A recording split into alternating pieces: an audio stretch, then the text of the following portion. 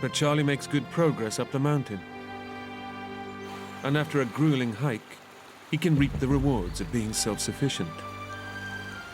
Part of the allure of going up there is fishing. You get high enough in the mountains, and there's golden trout. Catching some fish and eating them that night, nothing beats fresh fish. I felt real good that first day.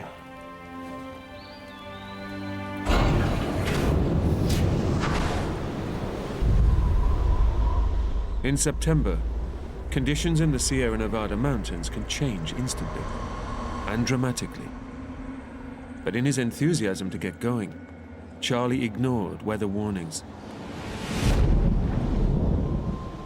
By early evening, a fierce wind blows in, and his peace is shattered. Wednesday night, the wind started picking up. And that's the first time I really felt exposed. You know you're alone, the wind's picking up, you're not sleeping, you're wondering, this isn't any fun, you know?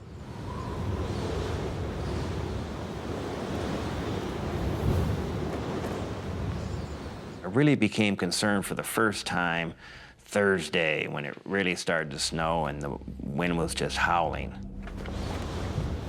The wind becomes a vicious snowstorm, and Charlie hunkers down for the night, hoping it will pass.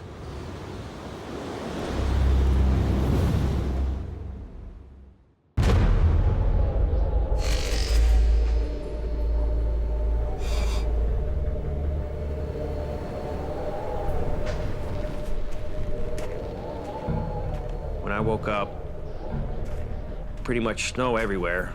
Woo! I got up and literally I was half buried in snow. But the weather was kind of breaking. Although the skies are clearing, the new snow has transformed the landscape. Navigating the route ahead will be a formidable task. At that point, there's really no trail. And if there was, it was buried in snow. I've been up there before years ago, and it just did not look familiar. For Charlie, this trip was to be the test of his ability to survive in the wild. But he now faces a difficult dilemma: to cut his trip short and head back down the mountain, or forge ahead with his original plan. I made the decision to continue. Get up and over the pass and get down the east side. The weather should be better down there, certainly. So I dug the snow out, packed everything up, headed up to the pass.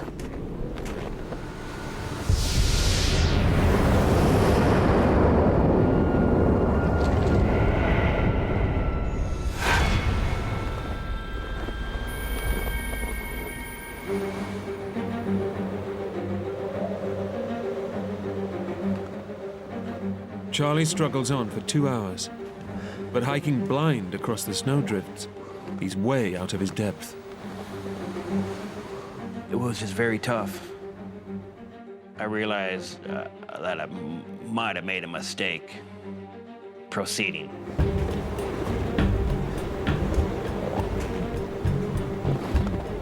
But my rationality tried to overtake me, and I told myself, you'll be okay.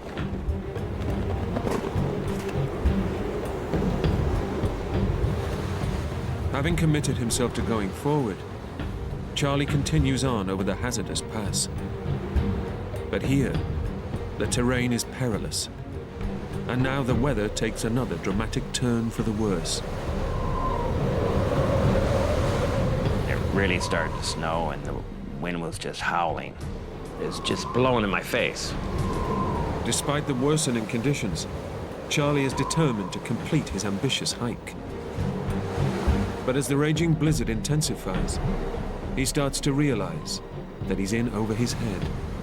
While I was thinking what to do, my face is getting all cold from the wind, and I remember just turning around with the wind at my back.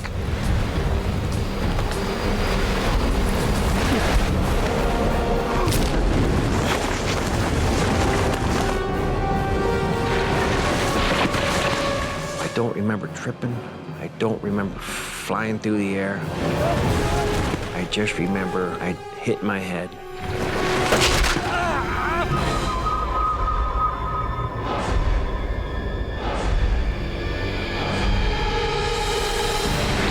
I don't know how far I fell, but it had to be 30, 40 feet at a time. You have no control. You just hope you land and survive. Charlie helplessly plummets to certain death.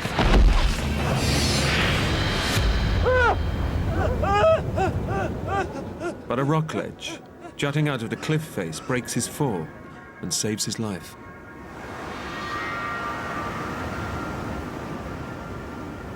The ledge that I landed on was no more than maybe 6 feet deep and maybe 10 feet wide. I looked up. I couldn't go up. It was too steep. Looked down. It was steeper than heck. I was trapped on a rock. It's just an awful feeling.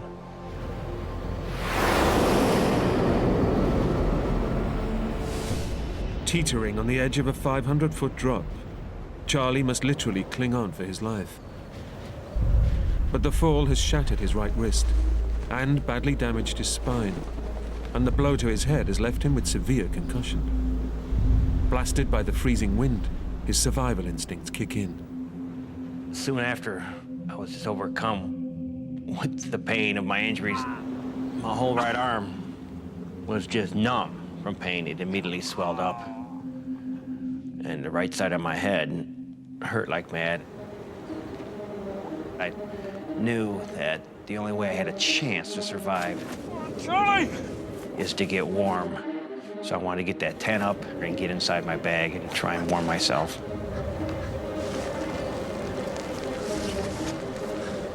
I was in such a confined space, there was no room to move. The ground was hard. I couldn't stake it into place and pull it tight like you would normally do.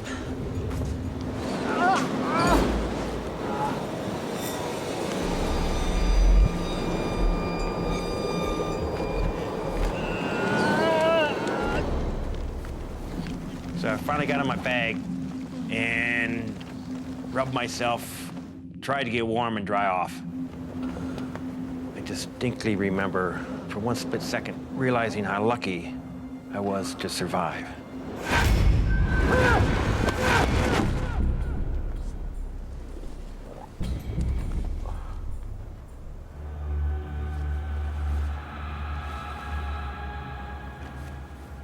I kind of got warm.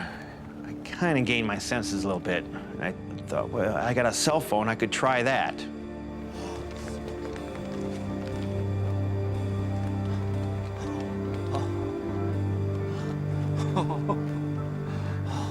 Okay.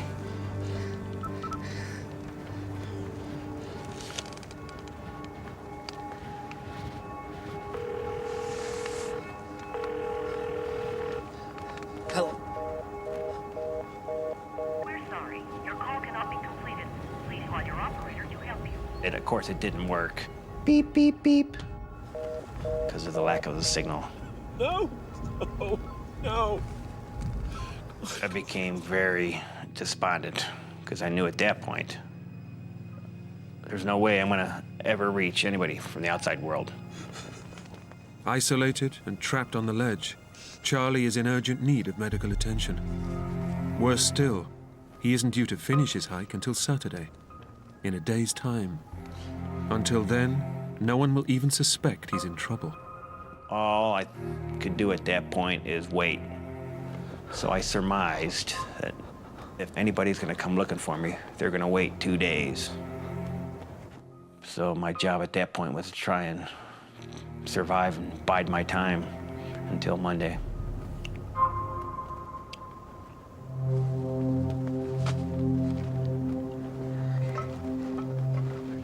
But Charlie's food supplies are running dangerously low. He only has a handful of snacks left. I knew I had to kind of ration what little food I had left, which is mainly trail mix and granola bars. I was hungry all the time.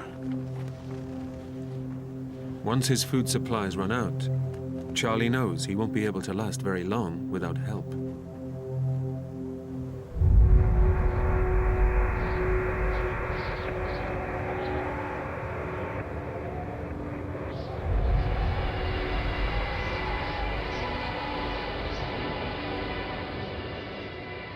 As night falls, the temperature on the mountain plummets to below freezing.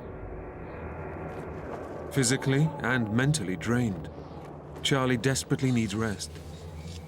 But pained by his injuries and balanced precariously on the tiny ledge, he's too terrified to sleep.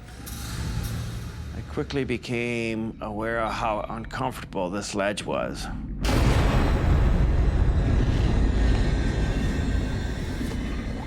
If I fell off the front, I would have tumbled several hundred feet.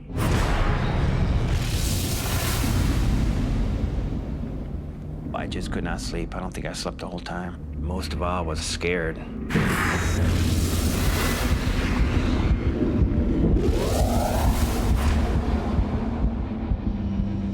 The solitude that I was so much craving turned into feeling alone. There's a big difference between those two. So I became very frustrated, very kind of angry at myself. And most of all, I was kind of scared about where I was and how in the heck am I ever gonna get out of here.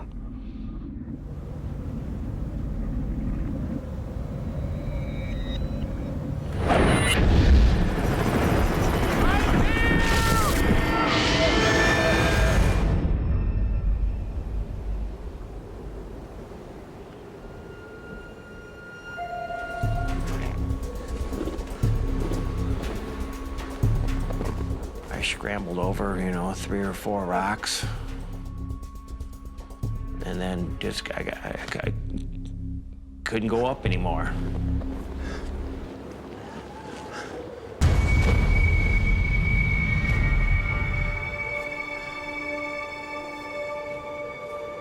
Didn't know what to do, so I just sat on the rock right where I was kind of like trapped.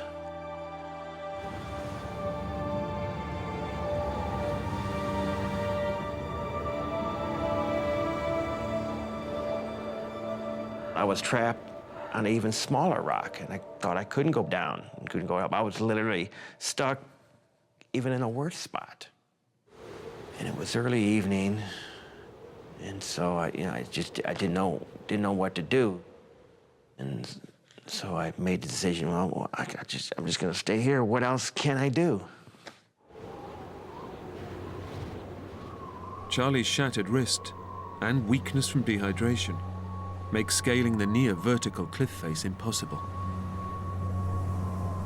Away from the shelter of his tent, he is now totally exposed to the icy wind, and the temperature plummets.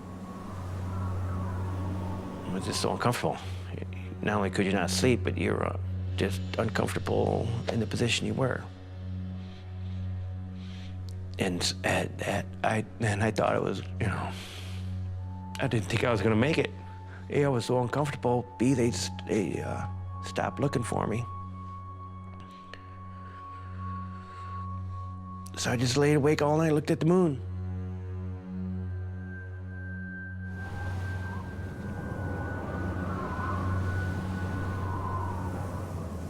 That was the darkest time, I'd say. I was very discouraged at that point.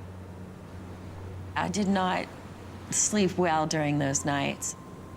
I thought something had happened, that I would never see Charlie again. As the night wears on, exposed to the freezing temperatures, Charlie risks dying of hypothermia. It was the longest night of my life. I had to stay awake all night. Didn't have to, had no choice. I wrote a few things out, like a lousy attempt at a will, because I thought it was all over, and I just kind of, divvied up the little things I have to people I know and love. It's an awful feeling.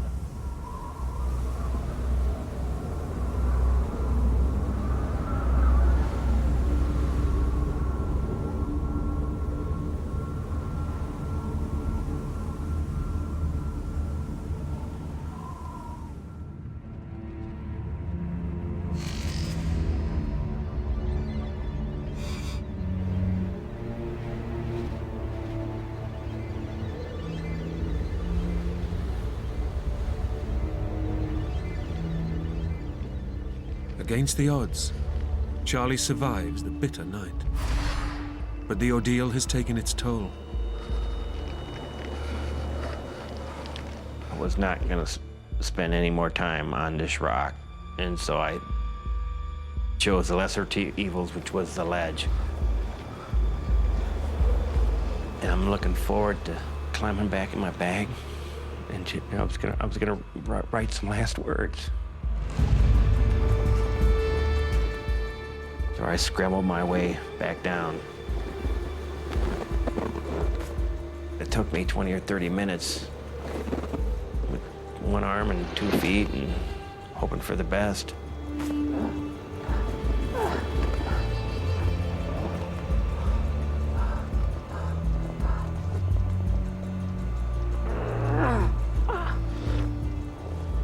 But just as Charlie has all but given up on life, he finds a last possible lifeline.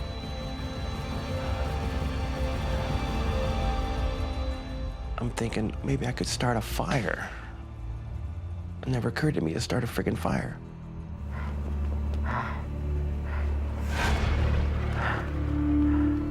Maybe I could light a fire, you know, as a signal for another helicopter or other hikers.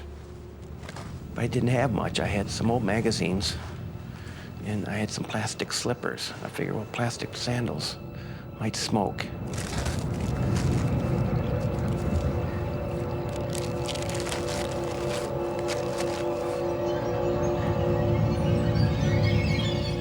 But I had like 3, 4 matches left. My hands were just all torn up. My wrist was broken, so I think I tried to strike him with my left hand.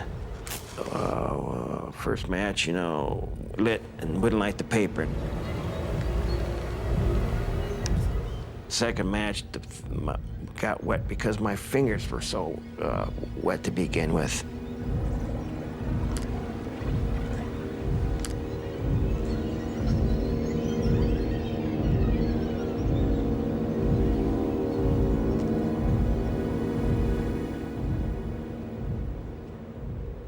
I forget what happened in the third match.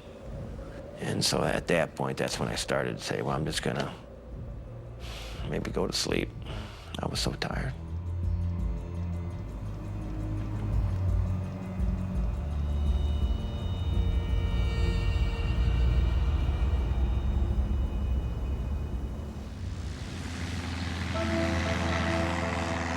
Back home, Charlie's friend, Dave Gra, is growing more concerned about the failure to find his body. As a trained pilot, he decides he needs to get involved in the search and try to save his friend. Tuesday night, I think I woke up several times during the night and couldn't help but think of Charlie and thought that, well, I need to do something. 35 years earlier, Dave's brother got lost in a storm hiking the same trail that Charlie has been following. He has a hunch that the helicopters have been looking in the wrong valley. I was thinking about my brother's accident. If it's snowing or windy or something like that, it can be downright dangerous. It can be fairly easy to get lost.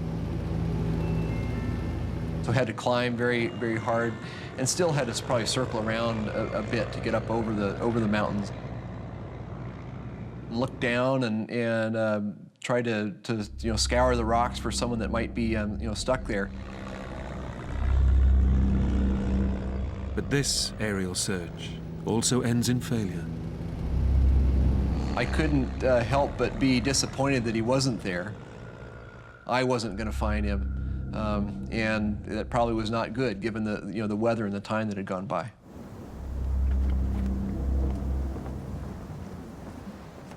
After almost 6 days, trapped alone on an icy rock ledge, Charlie has given up all hope of surviving his ordeal. Death itself now seems a welcome escape.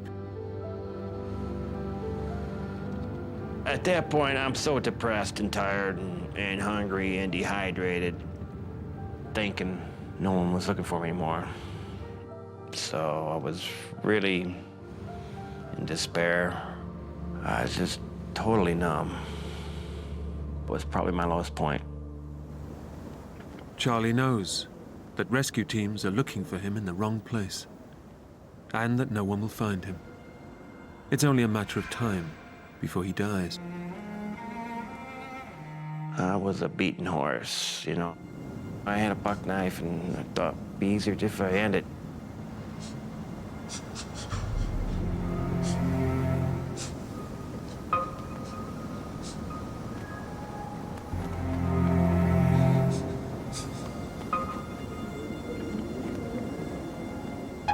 I never would have done that. I got too many friends that love me, and I love life too much. That's no way to go for a man like me.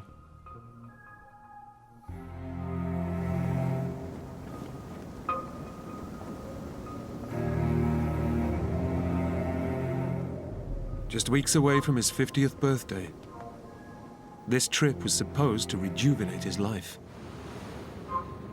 Now, Charlie waits for a slow, agonizing death.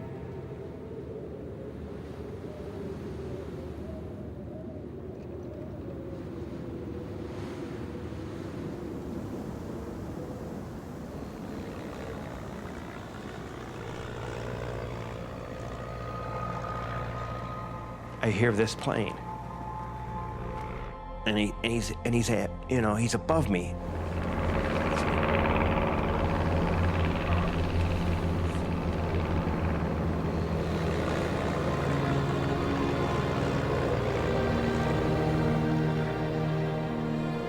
This guy is, you know, almost at my sight.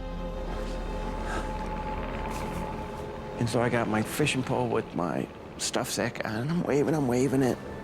I'm here. And then he goes by, and I wasn't sure he saw me.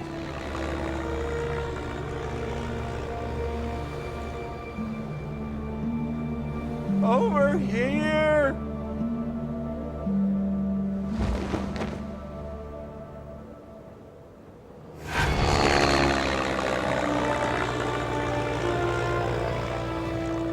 So then he turns around, he comes like right toward me again.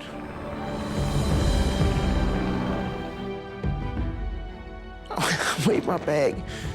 He does the wing dip, you know, like you see on Star Wars and that. And I just thought that was the best thing that happened right there. After nearly a week, trapped alone on a small rock ledge, Charlie Hench is finally found. Following a gut instinct, his friend Dave decided to search the far side of the mountain pass, close to where his brother was lost, one last time. Well, it was pretty amazing. I mean, I guess Charlie could be described as a needle, and the mountain's a haystack, and I did find that needle in a haystack. I've actually been to the ledge where he was stuck, and I've been there during the summer. And it's a pretty scary place. Charlie could have been killed. My experience in that whole thing is that it turned out good. I mean, Charlie and I have quite a bond that we wouldn't have had before, and that's something pretty special.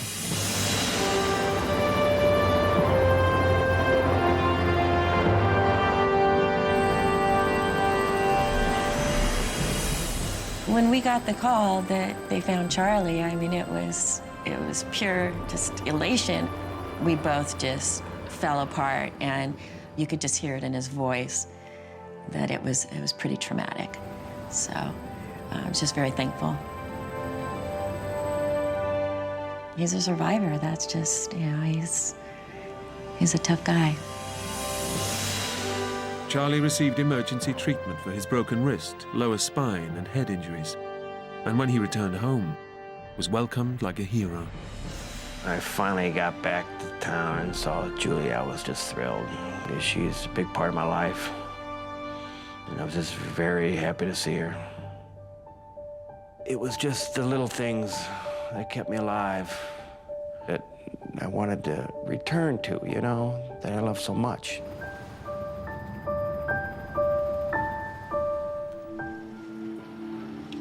Ben. What? You want to come over here, take over? I have to. John's teenage son, Ben, has found it hard going. I wanted to go home really badly because I just missed all my friends. And I was still in contact with a lot of my friends via email. So I tell them about stuff, and I really missed them. 6 months ago, Ben discovered that his dad had extended their trip. When I found out about that, I was pretty angry. I kicked down the door, punched a little hole in the wall, and basically threw a pretty sizable fit.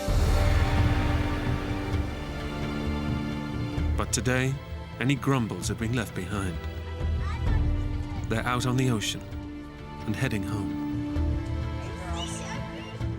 Amelia and Camille are both playing out on the deck. Jean's busy reading a book. They're at sea, and maybe a little bit grudgingly, but they're happy.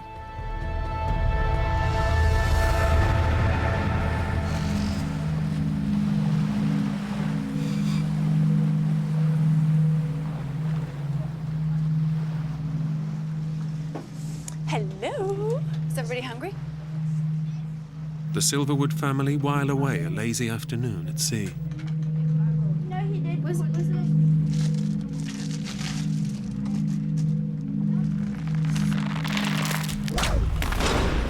There's a clanking sound up at the mast. Something that had never happened to us before.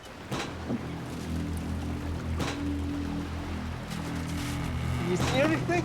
Shackle. Where? Sluice. And the boom was now smashing into the mast repeatedly.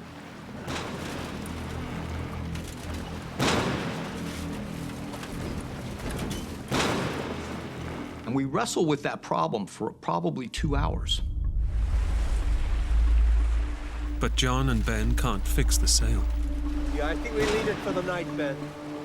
I say, look, we'll fix this thing in daylight. We have to drop the mainsail down. And we continue on like that.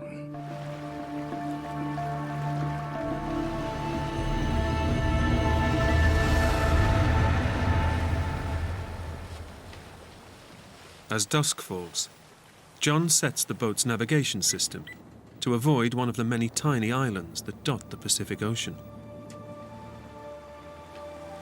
And the Emerald Jane heads into the sunset. It's glorious. It's glorious. I'm just like at one with the universe.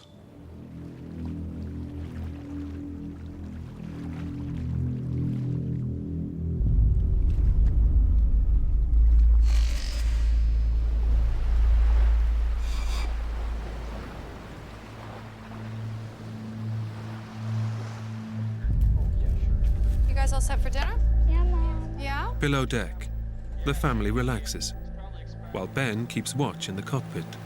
1 more minute, and that's it. Okay? John takes a rest, and the 3 younger children get ready for their evening meal. It's another night at sea, just like the hundreds they've spent together during their voyage. I start to hear this scraping sound.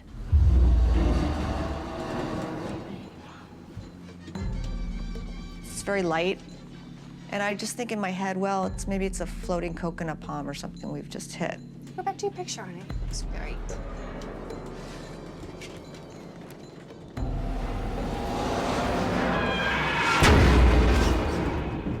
There's this sharp bang sound.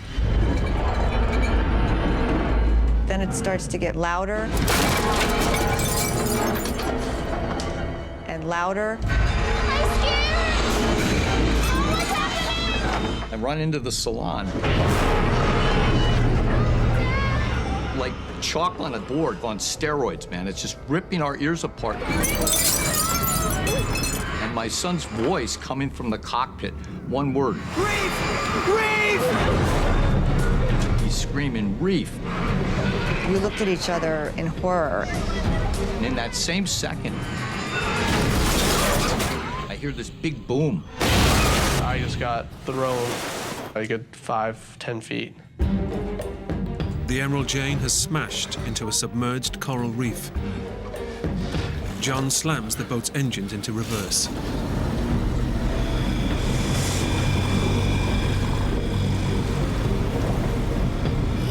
The boat grinds to a halt on the reef. But their ordeal has only just begun.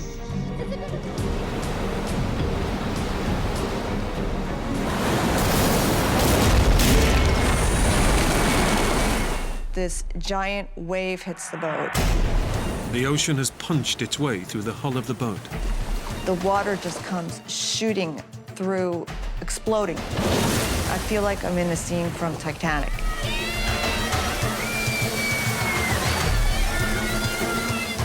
I just looked at John's eyes, and you can tell he's scared. He's really, really frightened.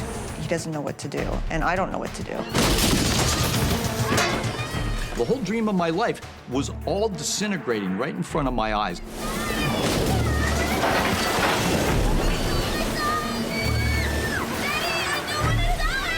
And they're screaming, I don't want to die, I don't want to die. In just a matter of seconds, the Silverwood's idyllic sailing trip has turned into a living hell.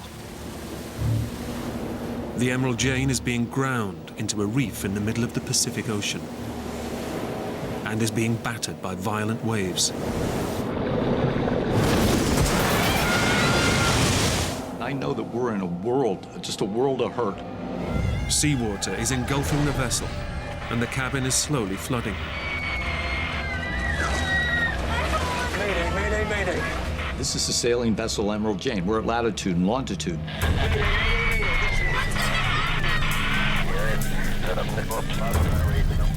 I can hear French voices, just like static in the universe.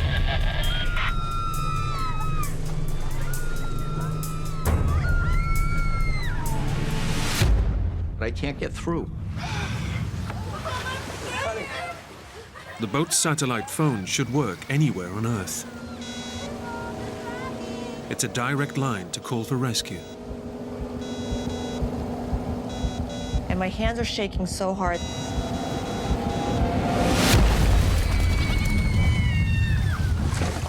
I drop the phone, so the phone just dies. John now activates the boat's rescue beacon. It's their last resort, transmitting an emergency distress signal to international rescue services. And I see that little red light blinking, and I think, is that signal actually really going way up into space? And is there anybody to hear it? Our radio wasn't working, our satellite phone didn't work anymore.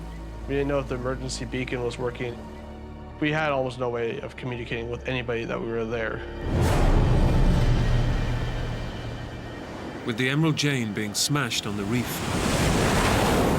John believes they must abandon ship. And I look at Ben and I tell him, Ben, we've got to launch the life raft.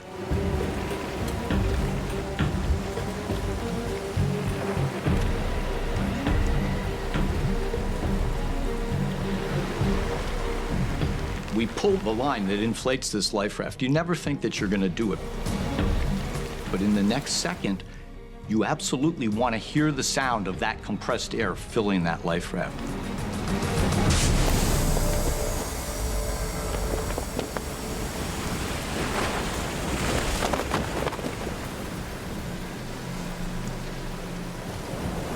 But just as Ben and John are about to launch the life raft, all the lights on board Emerald Jane, every single light goes out.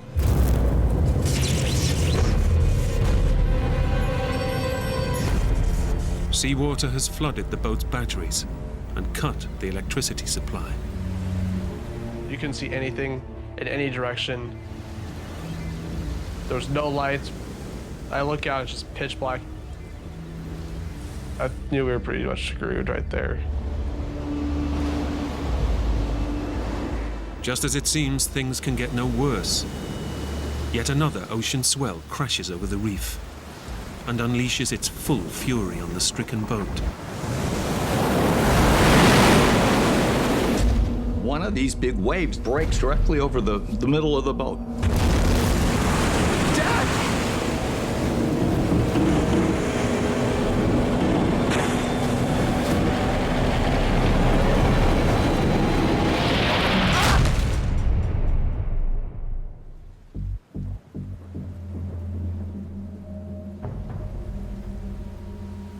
I'm flat on my back.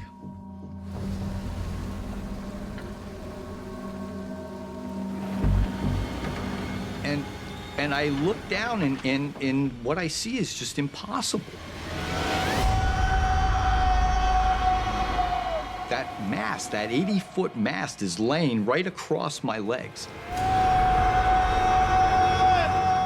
The huge force of the wave has snapped the Emerald Jane's mast.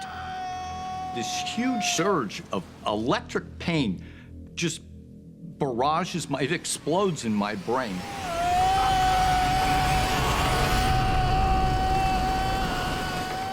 I heard my dad scream. The falling mast has also hit Ben, striking him on the head. My head was just pounding, like my ears were ringing, and I could feel like, you know when you can feel your heartbeat in your head?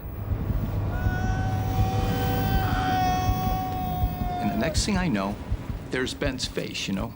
He's got blood coming down both sides of his face, and he's looking down at me. And I pull myself up and doing a sit-up. I'm confronted with these two white bones, the remains of my lower leg, and they're shattered.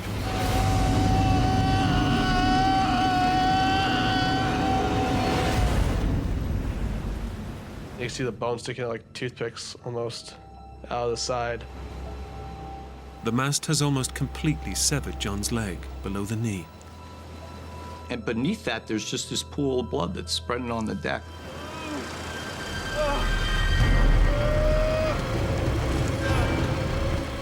Ben tries to free his father from under the 2,500-pound mast. This thing is 80 feet long.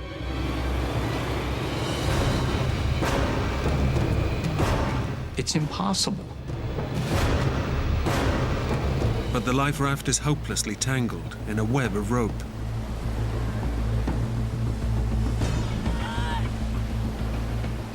Jean pulls at the life raft for over an hour. Every bit of my mind, every bit of muscle I have, I'm grunting, I'm practically drowning out there.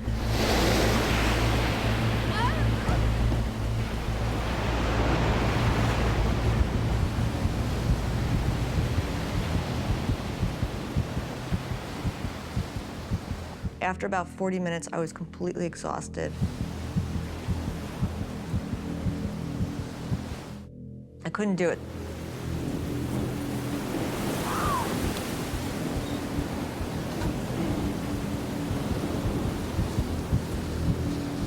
Jean launches into a frenzy, a crazed frenzy, trying to push this raft out. But just as it seems, it will never be freed. The life raft just comes popping out. She just yelled at me like, I got it, I got it.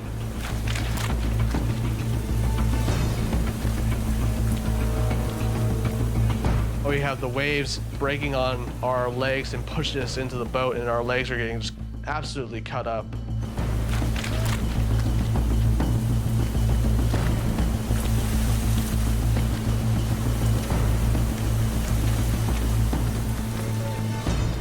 I had to use all my strength to just lift his upper body and slide that in.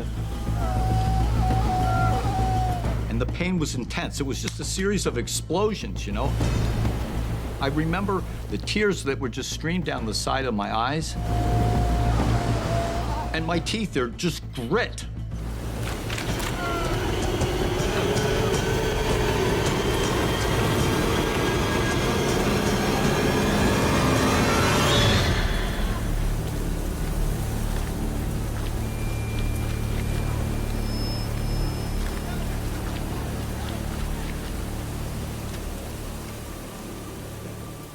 My son was the ray of hope, the ray of light, the steady hand.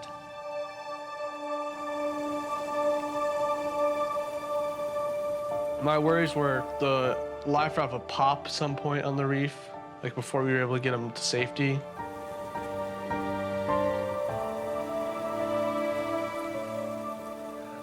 Every one of those steps, there's just these explosions of pain. It's just pure agony, you know?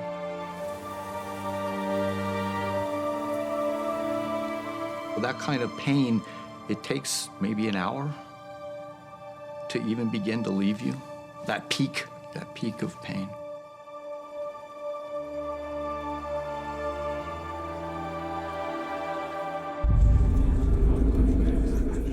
Finally, the whole family is off the boat.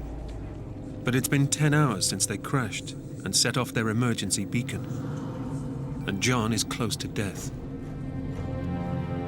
I knew my dad didn't have very long to live. I knew he wasn't gonna last like till the next day.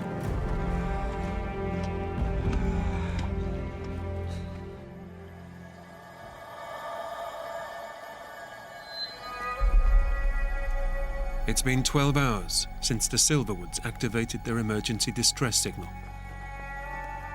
But there's been no sign of rescue.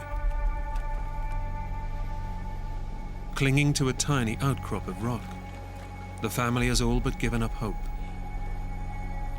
And inside the life raft, John is barely conscious, on the edge of death.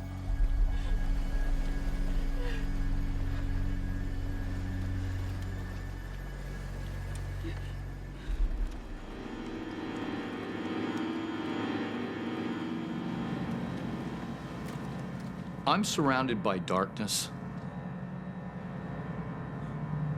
I don't have any connection with reality.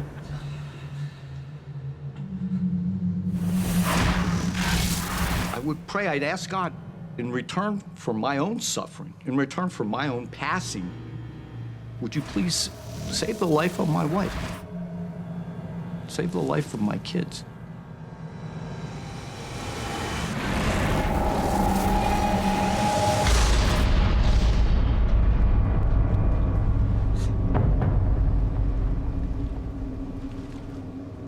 Ben has done everything he can to save his dad.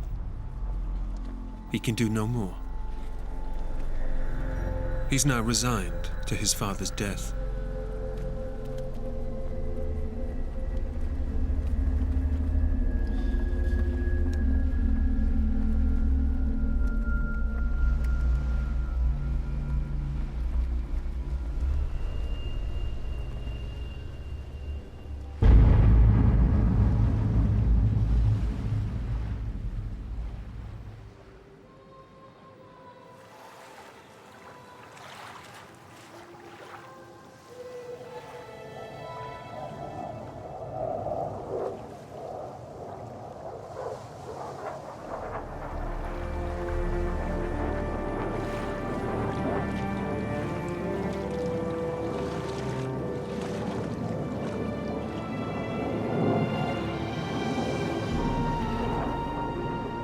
As the sun came up, I could see that little star flying along the horizon.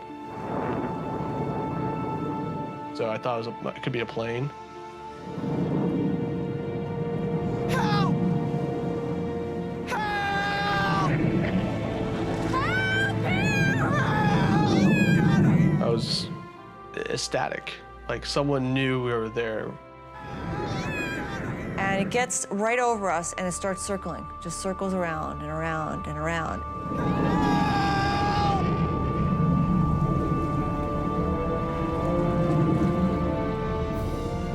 But no sooner has the plane flown over them than it disappears over the horizon. I could see the glimmer from the star kind of just diminished. Our hearts sank because we realized, you know, we're not going to get rescued.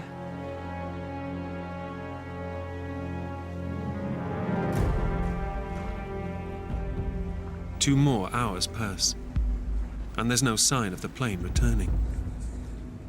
Time was definitely running out for my dad. We need like a medic or a doctor here now.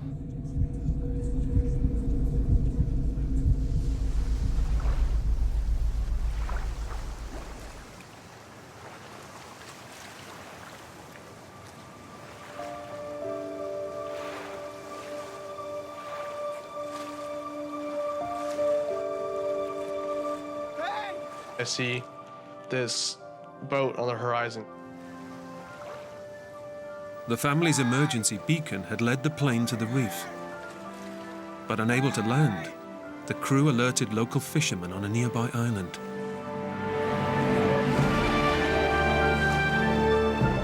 "15 hours after their boat was shipwrecked, their ordeal is finally over." That was when I finally let go. I just grabbed Ben and I held him and I cried.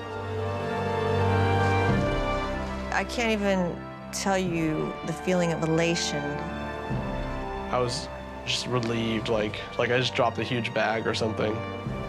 We're actually going to get out of this situation. John's gonna make it. The fishermen take the family to a nearby island, where they're evacuated by a medical rescue team and flown to Tahiti. After 8 hours of surgery, John's life was saved. But he lost his left leg below the knee. How was it to lose a leg? I honestly can tell you, it bothered me not. When I regained consciousness, everything was new to me. Everything was spectacular to me. I'm so proud of my children. I thought Ben was a 16-year-old immature boy, and he turned into a man in an instant. Well, a lot of people use the word like hero and stuff like that about me. It doesn't really seem right. I just did all that stuff just because it needed to be done. I see my wife and I see my kids through an entirely different lens. And I understand exactly how magnificent that they really are.